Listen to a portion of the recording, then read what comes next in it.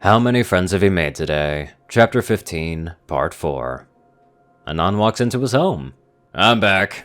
Both sisters look to one another with a smile. We're in your room! Luna calls out. They continue to pack as the sound of Anon walking up the stairs fills the air. He walks into his room and looks around. A few suitcases are sitting on his bed. How's it going? He asks. We're just about done. Celeste answers, and he gives a nod. Good, good. She turns to face him. Did we miss anything? Anon walks over to the bed and looks his bags over. Looks like all my clothes are here. He looks at both sisters. That's everything. Luna decides to speak up. Is there nothing else that you wish to take? Anon shakes his head. Do I need any of the furniture? Anon has a point. If he's gonna live at the castle, there's no need for his furniture to be brought with him. There's no reason that comes to mind. Celestia says, and Anon shrugs. Then that's all I have. Celestia hesitates at Anon's cool demeanor. There must be something that Anon wishes to keep from this place. Luna is right, there is no reason to think further of this issue. If Anon has nothing that he wishes to keep from here, well, perhaps she can give him something that he will want to keep in the future. Yeah, that makes her feel better. How about we get things ready to the chariot? Luna comes in. Yes, it's about time that we set off to Canterlot. Celestia adds. Anon gives them a nod as they use their magic to move the suitcases to the chariot. The three of them walk out of Anon's room, down the stairs and towards the door. Just before Anon takes a step out, he pauses. Celestia notices the lack of another by her side, so she turns around and notices Anon standing inside of his home. Is there something the matter? She asks. Anon looks over her shoulder, then back to Celestia. Just give me a minute. Celestia gives a nod and Anon closes the door to his home. The two sisters decide to give Anon some time alone. Anon just looks to the front door for a minute, his life flashing before his eyes. How he found this place and spent many months alone building it up. He never built anything in his life, and he kept at it until the place before him was the result. Lots of bruises and sore thumbs were gained in the making. Anon decides to explore his home further, small bits of memories flooding his mind as he continues on. He walks over to a particular window in his home, a small smile appearing on his lips. In the past, Anon lets out a sob as he holds a hand to his stomach. Today could have been better. Having a pony kick you just for speaking your mind wasn't what he expected. Guess that means his life is gonna get complicated soon. What's the point, really?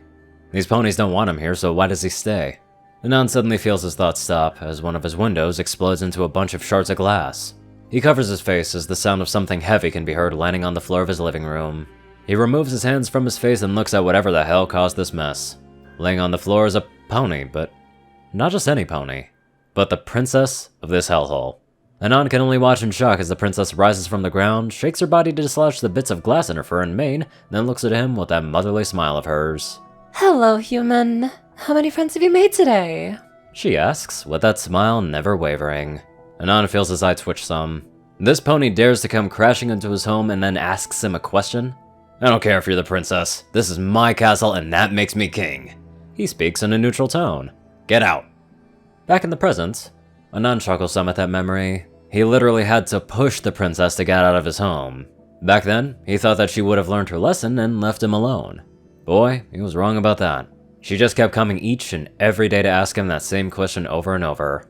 He walked out of the living room and into the kitchen, looking at the tea set still on his table. There is one day that comes to mind when he looks at his set. The day when the princess didn't ask him how many friends that he had made that day. In the past, that princess is getting on Anon's nerves. Every day is the same thing. She comes crashing into his home and asks him that stupid question. How many friends has he made? None. These ponies, they don't want friends. He's just a freak to them. The only pony that even looks his way is Pinky, but even she's too annoying to have as a friend. He lets out a sigh as he pours himself some much-needed tea. At least these creatures have one thing I can enjoy. Anon whispers to himself as he raises his teacup to his lips. And then Celestia comes crashing into his home. He can hear her landing in the living room again. He lets out a sigh. How many? He hears the princess stop her question and the sound of hooves as she walks around a bit. In here. He doesn't want her snooping around. The princess walks into the kitchen with a smile on her face. Oh, there you are. Anon notices her gaze on the cup in his hand. Tea? Anon takes a sip. Yes, tea. May I? Anon sets his cup down and then proceeds to rub his face in frustration. The anger inside just disappears. She's not gonna leave anyway, so might as well play her game. Yeah, have a seat, he says as he gets up to get another cup. In the present, Anon walks out of his home and turns around to face it for the last time. So much has happened to him since his arrival in Equestria. Things that he thought were just fairy tales ended up becoming a reality. He swore that he would never make a friend, and now he has a few to call his own. That hope inside of him is growing. Maybe he can actually have a life in Equestria. Are you ready to go, Anon? Celestia asks. Anon closes his eyes and takes a deep breath in through his nose and slowly releases it out his mouth. With a smile, he faces his two friends. Yeah, I think I am. Celestia gives a nod and allows Anon to take his seat on the chariot. Celestia and Luna join him in the chariot as well. What about shining armor? Anon asks. We have another chariot for them. Luna answers. Shouldn't we wait? Anon asks. Both sisters look at each other in a grin, before they look back at Anon. Celestia speaks up. While looking into Pinky's mind, I happen across a few certain memories. Anon feels as if something isn't right here. What memories would those be? Luna now speaks up. A certain someone's birthday. A day that so happens to be today. Really? Anon knows he's been caught, and Luna nods. We have a party already waiting for you back at the castle. Anon gulps some. Really? You two don't need... Celestia uses the tip of her wing to silence Anon from speaking further. It's no problem. We're friends after all. Celestia says. She drops her wing as Anon decides to accept his fate. Alright, but can I make one request if I'm forced to have a birthday party? Anything you desire. Anon looks out towards Ponyville. Bring Pinky. He chuckles a bit. She's probably the pony that's been waiting the longest. Celestia's horn lights up briefly as she sent out a message. Shining Armor got the message. He'll be sure to show- I can't wait! Pinky says with a huge smile as she wraps her hooves around Anon and nuzzles into his chest. Pinky! Anon screams in shock. She quickly pulls back. Sorry, I just got the message from Twilight's brother. Anon places a hand on his chest, trying to slow down his heart. Yeah, just try not to do that anymore. It's been a while since I had to deal with it. Okay. Pinky gives him a salute as she bounces slightly on her seat in excitement. Both Celestia and Luna can only look at this pony in confusion. How did she not only get the message, but also appear in the chariot in such short time? Anon notices the two sisters and shakes his head. Just ignore it. Pinky is special. Yes, well, I think we should depart now. Celestia says. A guard walks to the side of the chariot. Are you ready to take off? He asks, and Celestia nods. I think we are. She looks to Anon. Anything else? Anon shakes his head. Nothing I can think of. The guards give a nod and walk to the front of the chariot to strap themselves in. Pinky snuggles up to Anon and rests her head onto his chest. He just rolls his eyes and looks out towards the horizon as the Pegasi lift off and start flying towards Canterlot. Luna notices a certain look in Anon's eye as he gazes out to the skyline.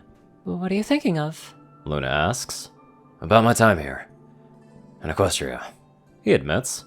Would you change anything? Celestia asks. Anon chuckles at that, as he looks down to the pink mare by his side and the two sisters sitting across from him. The smile that very few ever seen is now a regular thing for those that he cares about.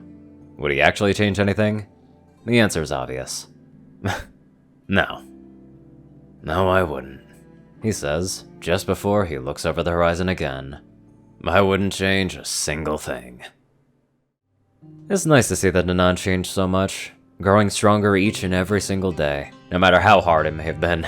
Now, let's get on to our positive donators. Top donators are 630, Peter Coulthard, J Tinman, Darkside, and Only One Thing.